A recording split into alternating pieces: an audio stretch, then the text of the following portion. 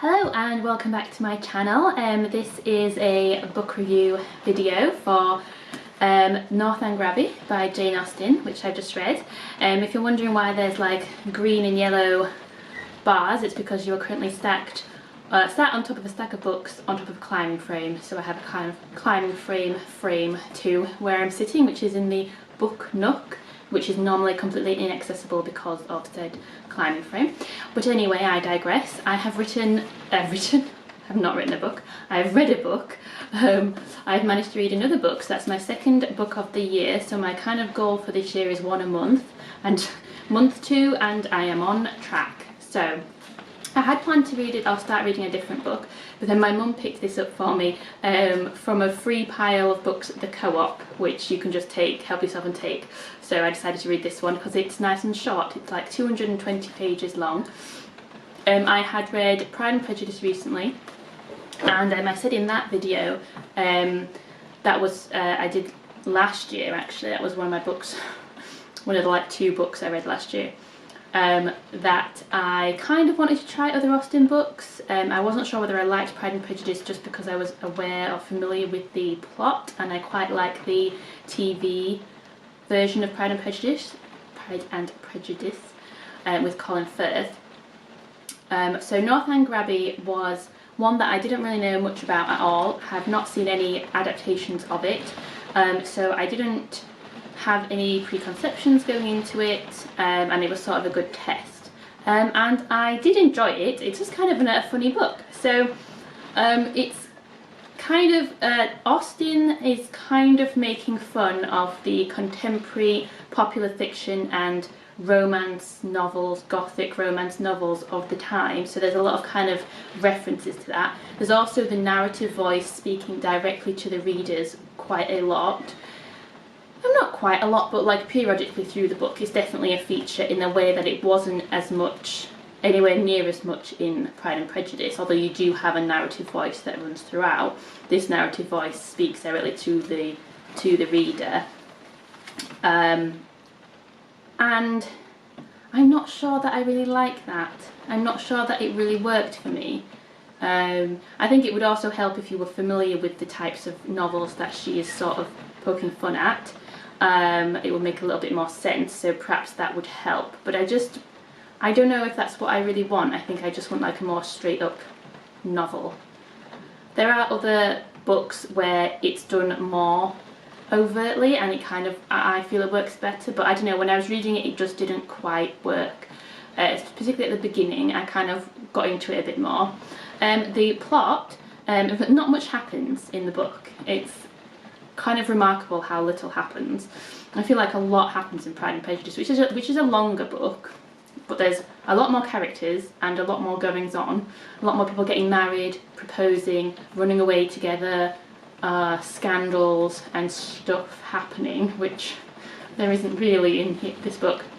So it's about a young girl, she's only 17, called Catherine Morland, who goes to Bath with some friends. She stays with some friends and she's like out in society, so she like catches the eye of a handsome bachelor who's like 25 or something, and he's quite wealthy, and then she makes best friends with this woman of like, she's about 20, who is, I mean, right from the beginning she's clearly awful. Very superficial, but the point is that Catherine Morland is quite, she's young, she's inexperienced, she doesn't really understand how the world works, so a lot of the time she doesn't really understand what people mean, what people are talking about, the subtleties of what they're saying, and she is a very innocent, uncynical, is that a word? Uncynical character, and that's quite endearing, and ultimately that's how she ends up winning the affection of the people that do become her friends in the book. The first half of the book is just her in Bath, just kind of hanging out with these people that she meets, and just going to the pump room and the someone else's room and the other thing, where they just seem to all, you know, they just seem to go to places and just sort of stand around and wait for handsome men to come up and chat to them. That was just what people did back then, clearly. The second half of the book, she goes to Northanger Abbey, of the title, where she's imagining, because she's a fan of gothic novels, she's imagining quite a gothic Abbey, and then her imagination runs a bit wild with her as a result of the books that she's read. But still not a whole lot happens in the book. It's very much in the Austen way, that it is about the marriage market, I guess, and money comes into it a lot, obviously, and just the ins and outs of how that all works. Like, people, you don't just, it's not all about being in love, basically, you know, it's about money and family and connections as well. But it's just remarkable how young she is, and she's having to make these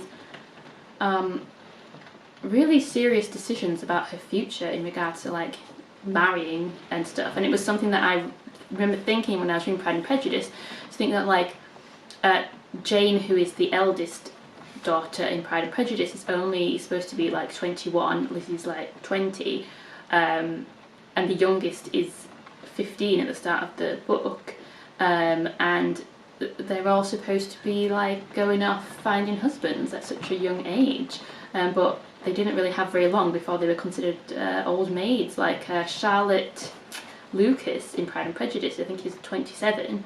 She accepts the proposal of a really unpleasant man because she just feels like she'll be left on the shelf. She's not going to get any other offer because she's so old at 27. So it's just crazy to me to think that this like young girl, 17, and she's very innocent in the book, is having to make these decisions about who she wants to marry. And obviously at the time they couldn't really spend very much time alone with the man, because that would have been improper to be left alone with a member of the opposite sex, so they had very little to go on.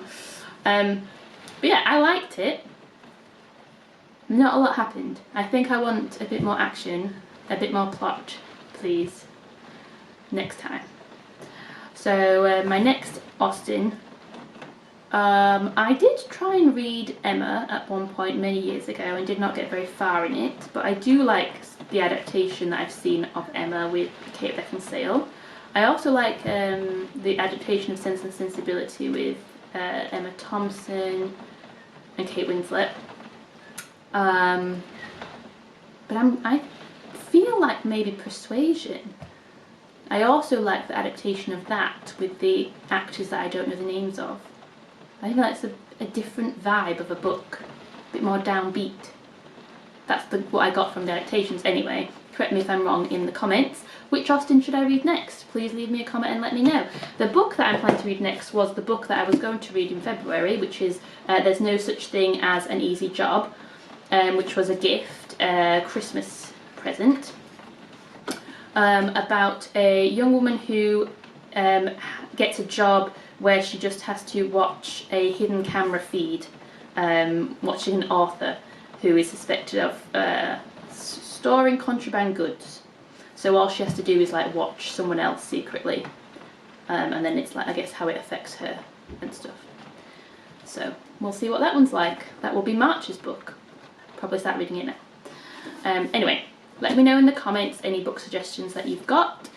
Give me a like if you've liked the video and subscribe for more.